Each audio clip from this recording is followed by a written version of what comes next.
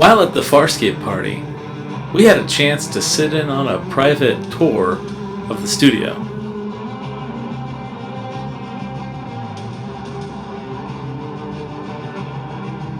Part of that tour was stopping into Brian Henson's office and hearing him talk about his history in the industry, a couple little secrets about what's happening with Farscape.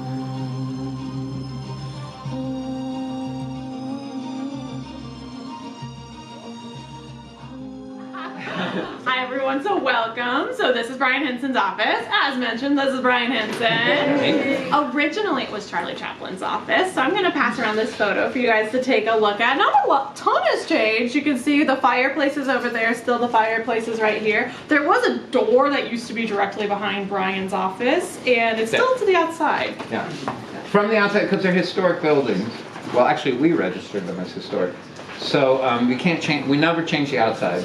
So that is actually a door from the outside, which does mean, everybody asked, and it is what happens, it means that when I'm at work, sometimes the wall just starts knocking. And every time I forget why. Yeah. Every time, what's going on? Somebody's banging on the wall. So there's lots of really cool props in this office. So of course the Farscape props were taken to the museum, but there's one Farscape prop. Oh yeah, there's one. This which I just really like this gun, and I was like, but I had forgotten where it was from. Honestly, I had forgotten, and there was a group in here, and I said, does anybody know exactly where this gun comes from? And then like 3 days later, I got an email with a screenshot. Now somebody said they recognized it. Did anybody recognize it? It's when Crichton and Aaron and the group in Peacekeeper Wars, when they broke out of the cell, when they blew out through the cell on the Scarran ship, Aaron takes this gun off of one of the soldiers.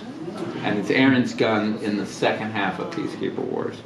Actually, at a certain point, she changes back again, but yeah, but it's Aaron's gun in that gunfight.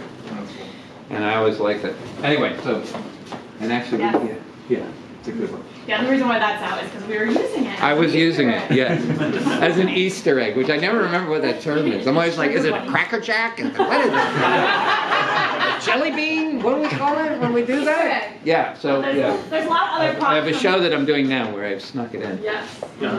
So be sure to be looking for that soon on the new streaming service run by a mouse.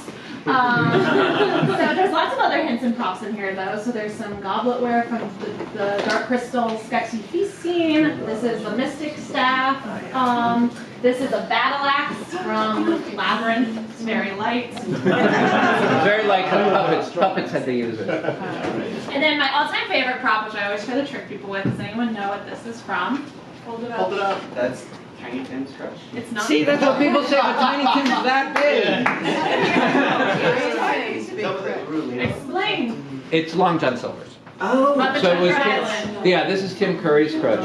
And there's a fun story with this. The English prop makers are so accurate that it first came in without this, which is exactly the way they would have made a crutch back then. And a lot of sailors would lose a leg because they get caught in the ropes and stuff like that. And Tim Curry, when we gave it to him, he used it for a little bit of a rehearsal, and after about 60 seconds, he was like, "Fuck no, I can't do it. I can't do it. It's too hard." So then they added this, which of course you couldn't have done back in the day because that has to have steel inside for it to actually be weight supporting. But if you watch Treasure Island, he does one scene like that. It wasn't rehearsal. We were actually shooting when he got the final cut. He did one scene and then he was like, nope.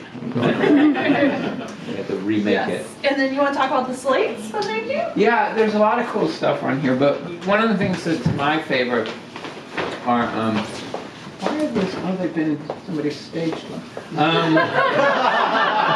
Usually they all look forward. Now they're doing some sort of thing. So these are my dad's movie slates plus my two Muppet movie slates, and there's other slates around, but these are specifically my dad's. He only directed 3 movies, and then my 2 Muppet movies. But there's some really cool things in here to look at. In the old days, up until 2000 probably, or even longer than that, we used to it used to be great the way we would do it. You would just start with slate number. The slate number was just the number of shots. So you would start at number 1. On the first day of shooting, it would be shot number 1, take number 1.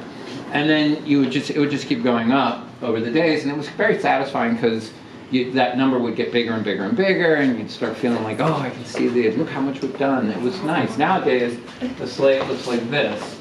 It says roll A218, which means nothing, and under, the only thing that makes sense is the take number.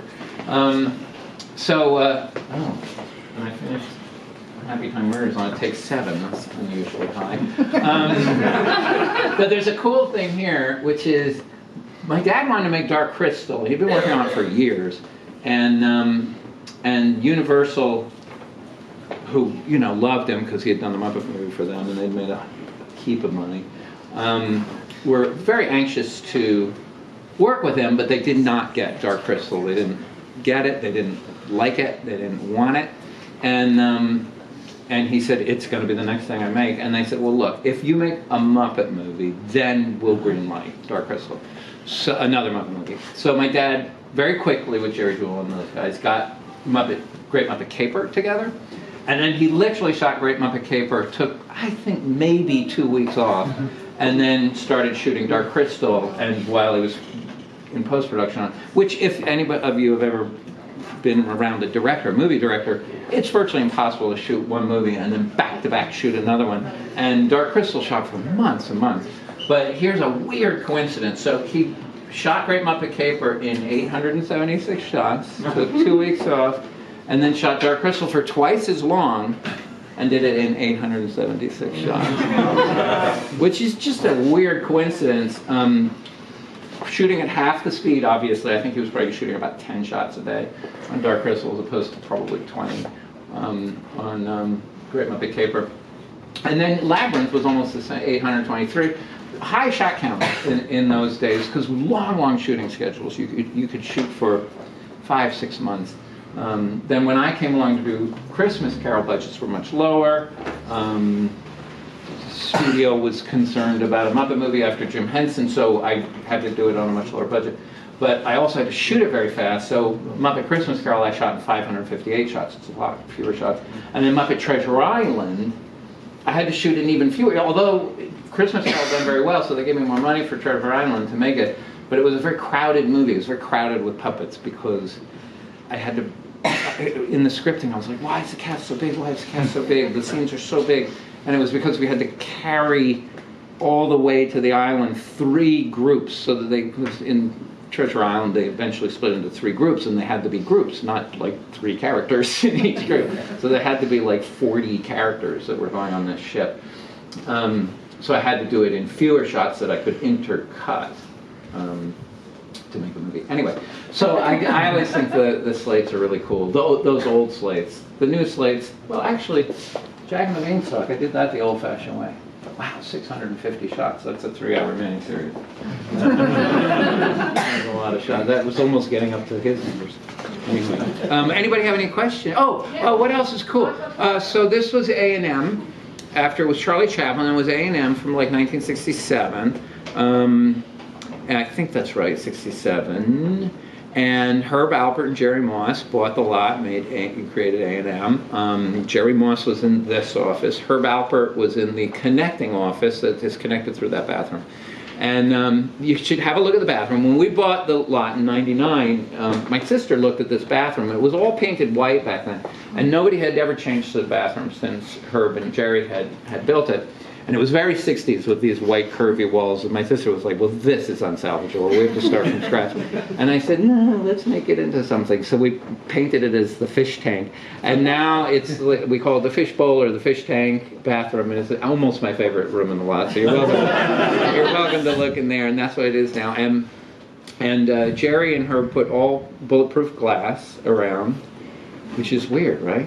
We think we live in dangerous times now, and I was watching the Patty Hearst documentary, and they had like 500 bombings in the year that Patty Hearst was.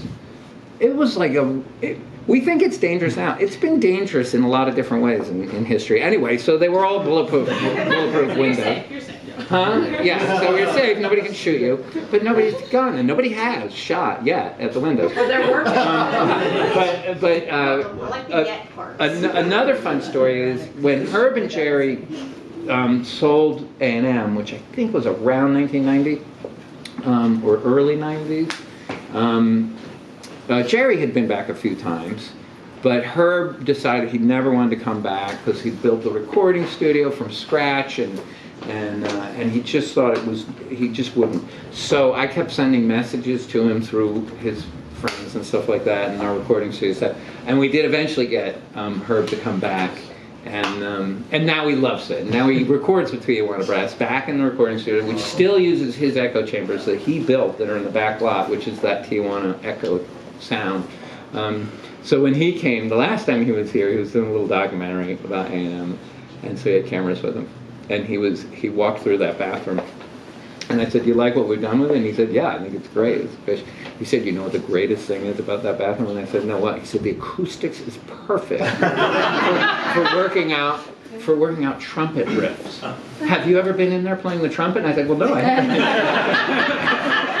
And then I thought, did that drive Jerry nuts? Because Jerry, who ran the business, would be in here, and then Herb would be closed in the bathroom working out all of his Tijuana Brass trumpet riffs.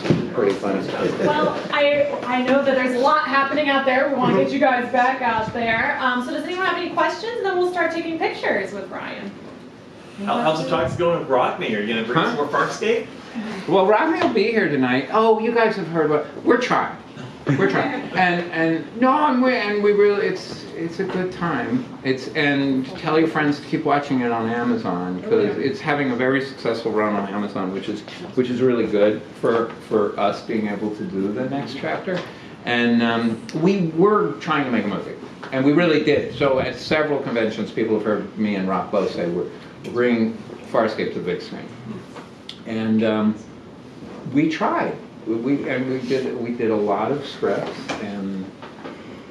and Rock and I realized in the end that we thought in an hour and a half to 2 hours we couldn't celebrate the twists and turns that are Farscape. Yeah. You know, that you need storylines that turn hard, and within the amount of time of a movie, we were feeling like it's starting to feel like a Marvel movie. It's starting to feel predictable. It's starting to not be Farscape. So we're now developing for longer form.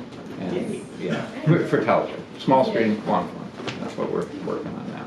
Would you take it back to Australia if you did that? Absolutely. Because everyone there has worked on Farscape. I mean, the great thing about having done 92 hours down there is literally everyone in the industry at some point worked on Farscape. So, did you work on Farscape? I was assistant editor with Deb and oh, right, okay. Claudia Boland and right, which season? in Fox Studios. Yeah. Oh, season 1.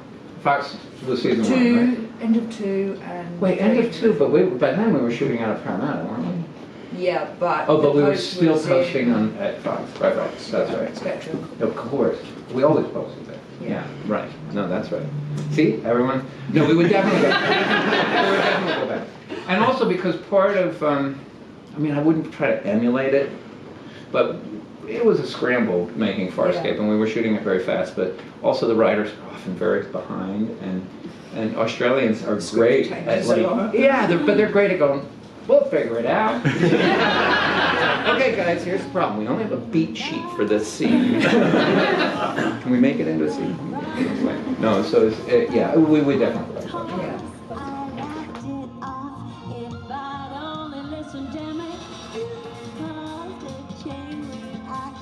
So many stars you got me singing.